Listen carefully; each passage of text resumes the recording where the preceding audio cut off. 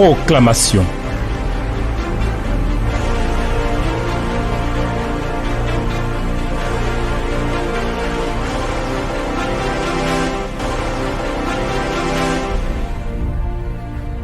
À Dieu soit gloire et honneur. Toi le Dieu véritable, toi le Seigneur incomparable. Ta bonté pour nous est grande et ton amour pour nous est sans pareil. Tu nous conduis, tu nous assistes, tu nous diriges, tu nous recadres même, Seigneur. Et tu nous rappelles pour qu'au besoin nous nous remettions dans les bons chemins pour une vie qui t'honore et qui attire la grâce qui vient de toi. Merci Seigneur pour ce rendez-vous de la proclamation de ta parole. Seigneur, bénis cette parole et accorde-nous la grâce d'en tirer toutes les ressources pour ta gloire au nom de Jésus. Amen. Chers amis, au rendez-vous de la proclamation, vous avez vu que nous sommes sortis d'une semaine un peu spéciale. Et comme il y a beaucoup d'entre nous qui n'ont pas pu prendre le jeûne comme il le fallait, nous voulons continuer cette semaine encore, surtout que nous sommes dans la période du carême chrétien. Vous savez, quand on parle de carême chrétien, on parle de 40 jours. Les 40 jours qui nous conduisent à la Pâque. Donc c'est une période qui concerne chacun de nous pour autant que nous sommes chrétiens. Et c'est bon que dans cette période-là, on fasse un repli sur nous-mêmes, on fasse un réexamen. Il y a des choses à faire, il y a des choses à ne pas faire. Et si effectivement notre trésor à nous est dans le ciel, il va falloir que nous travaillions pour le ciel. Alors nous allons voir aujourd'hui un personnage de la Bible qui travaille pour le ciel. Un exemple à suivre. Et je voudrais vous inviter dans 1 Samuel chapitre 25. Nous allons lire le verset 22 jusqu'au verset 28. Et nous allons parler d'un cœur qui évite la guerre. Un cœur qui évite la guerre. 1 Samuel chapitre 25, verset 22 au verset 28. Que Dieu traite son serviteur David dans toute sa rigueur, si je laisse subsister jusqu'à la lumière du matin qui que ce soit de tout ce qui appartient à Nabal. Lorsqu'Abigaïl aperçut David, elle descendit rapidement de l'âne, tomba sur sa face et en présence de David et se prosterna contre terre. Puis se jetant à ses pieds, elle dit: à moi la faute, mon Seigneur. Permets à ta servante de parler à tes oreilles et écoute les paroles de ta servante. Que mon Seigneur ne prenne pas garde à ce méchant homme, à Nabal, car il est comme son nom. Nabal est son nom. Et il y a celui de la folie. Et moi, ta servante, je n'ai pas vu les gens que mon Seigneur a envoyés. Maintenant, mon Seigneur, aussi vrai que l'Éternel est vivant et que ton âme est vivante, c'est l'Éternel qui t'a empêché de répandre le sang et qui a retenu ta main. Que tes ennemis, que ceux qui veulent du mal à mon Seigneur soient comme Nabal. Accepte ce présent que ta servante apporte à mon Seigneur et qu'il soit distribué aux gens qui marchent à la suite de mon Seigneur. Pardonne, je te prie, la faute de ta servante, car l'Éternel fera à mon Seigneur une maison stable. Pardonne, car mon Seigneur soutient les guerres de l'Éternel et la méchanceté ne se trouvera jamais en toi. Amen. On peut donner une slave d'acclamation au Seigneur pour la vie de cette femme. Vous savez, c'est une femme intelligente, une femme sage et intelligente. Elle vit avec un homme qui est son mari, qui est un méchant monsieur. Elle le sait. Elle vit l'expérience de sa méchanceté au quotidien. Mais regardez, elle aurait pu dire, elle va fuir, et puis elle va laisser David aller détruire, aller tuer Nabal et tout ça. Mais regardez, les serviteurs de Nabal sont allés dire à la femme de Nabal: si tu ne fais rien, on aura des problèmes parce que David a été bon pour nous, mais notre patron lui a mal répondu. Cher ami, pourtant, cette femme est la femme de Nabal, cet homme qui est méchant. Dites-moi, est-ce qu'elle a vécu l'expérience de la méchanceté de cet homme, oui ou non? Forcément. Mais est-ce qu'elle s'est laissée dans une mauvaise inclinaison de cœur pour penser, pour méditer la mort de son mari méchant au moment où l'heure d'une vengeance arrive? Cher ami, combien sont-ils ces gens contre lesquels tu voudrais te venger? Combien sont-ils ces gens que tu voudrais voir tomber dans le malheur? Combien sont-ils ces gens pour lesquels peut-être tu jures qu'il faut qu'ils meurent? Mais regarde Abigaïl, femme de Nabal.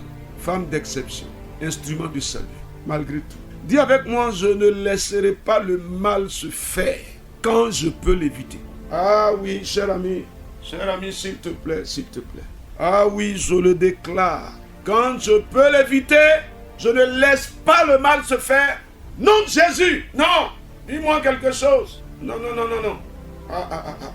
Quand je peux sauver, je ne laisse pas quelqu'un mourir. Je dis non, non, Jésus. Cher ami, dis quelque chose. Aussi méchant soit-il, aussi mauvais soit-il, quand je peux le sauver, quand je peux intervenir en sa faveur, je ne le laisse pas être embrasé par la crise. Je refuse ça. Je dis non, au nom de Jésus-Christ. Cher ami, ah oui, tu peux même poser la main sur ton cœur comme ça et dire, je ne laisserai pas le mal arriver. Même si on peut penser que celui à qui ce mal va arriver le mérite. Seigneur, je travaille, Seigneur, pour enlever le malheur. Je travaille, Seigneur. Vas-y, cher ami, dis-moi quelque chose. Vous savez, les relations entre les hommes, elles sont compliquées. Il y a des gens qui sont volontairement méchants, comme Nabal. Il est volontairement méchant. Et il est fier d'être méchant. Mais je pose une question. Il se trouve que sa femme sait que David va venir porter un coup. Et puis d'ailleurs, il risque de tuer tout le monde. Si elle laisse faire, par exemple, même si c'était à Nabal seulement que David allait venir frapper, qu'est-ce que Dieu penserait d'elle? Ah oui, parce que c'est la question qu'on ne se pose pas. Qu'est-ce que Dieu pensera de moi? Qu'est-ce que Dieu dira de moi? Donc quand je vais agir, j'agis bien, même si celui qui va bénéficier de ce bien ne le mérite pas, ce qu'on pourrait penser. Mais je forge un témoignage à cause du Seigneur, à cause de l'alliance dans laquelle je suis avec le Seigneur. Cher ami, je veux que tu dises avec moi, à cause du Seigneur, je déclare sur ma vie que je suis un instrument pour éviter la guerre. Cher ami, dis quelque chose. Ça fait mal souvent, ce que les gens font. Ça peut faire mal ce que tu as vécu. Ça peut faire mal les impairs qu'on t'a imposés. Ça peut être douloureux, terrible. La méchanceté avec laquelle on a agi à ton égard. Mais tu peux mettre fin ou bien tu peux éviter cette calamité-là. Tu peux éviter que ce danger-là frappe. Tu le fais ou bien tu ne le fais pas. Quelle est la raison qui te pousse à le faire ou à ne pas le faire? Quand tu évalues, quelle est la meilleure des raisons? L'alliance de l'Éternel me pousse à résoudre un problème. Quelqu'un va dire, est-ce qu'on t'a invité? Mais je peux sauver. Donc qu'est-ce que tu dis? À cause de l'alliance de l'Éternel, je travaille pour mettre fin à la guerre. À cause de l'alliance pour l'Éternel, je travaille pour sauver. Ah, dis quelque chose, cher ami. À cause de l'alliance de l'Éternel, je travaille pour sauver. Même le méchant, je travaille pour le sauver, Seigneur. À cause de l'alliance de l'Éternel, mon Dieu, je travaille pour sauver, Seigneur éternel. À cause de l'alliance de l'Éternel, ah, Dieu vivant et véritable, je travaille pour sauver. Je suis un instrument pour le salut. Je ne cède pas au désir de vengeance. Non, dis-moi quelque chose. Cher ami, on dit il faut purifier ses voies. Ça t'a fait mal, ça t'a blessé même. L'attitude de quelqu'un.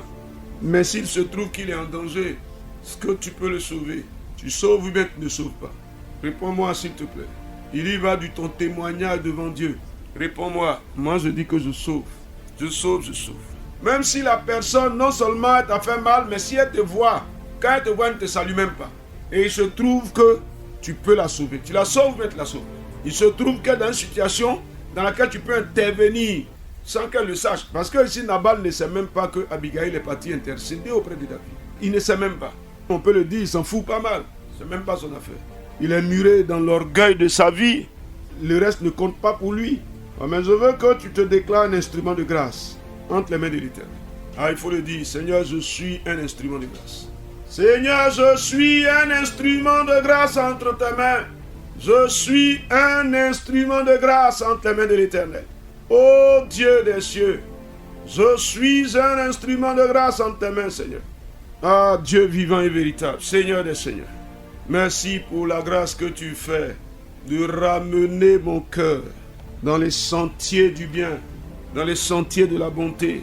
Cher ami, tu peux poser la main sur ton cœur pour dire, Seigneur, tu ramènes mon cœur, tu établis mon cœur dans les sentiers du bien, dans les sentiers de la bonté. dans les sentiers de la grâce, dans les sentiers de la miséricorde. Tu retires mon cœur des sentiers de la vengeance. Tu retires mon cœur des sentiers qui se réjouissent du mal. Ah Dieu, je suis un instrument de grâce. Je suis un instrument de paix, un instrument de bénédiction. Je suis un réparateur de brèches. Seigneur, vas-y, dis-le Seigneur. Par moi, tu répares les brèches. Par moi, tu répares les brèches. Par moi, tu répares les brèches. Par moi, tu répares les brèches, Seigneur. Par moi, tu répares les brèches, Seigneur. Par moi, tu le fais. Et mon cœur se réjouit en toi. Alléluia. Au Dieu vivant et véritable. Au nom de Jésus.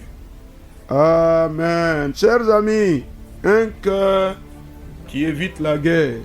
1 Samuel chapitre 25, verset 22 au verset 28. On a regardé l'exemple d'Abigaïl, une femme de qualité, une femme de valeur. Ah, je prie que toutes les femmes soient dans cette mesure-là comme Abigaïl, pour travailler à éviter les problèmes. Et que la grâce du Seigneur demeure sur chacune de vos vies. Au nom de Jésus. Amen. Proclamation. Dieu bénisse votre journée.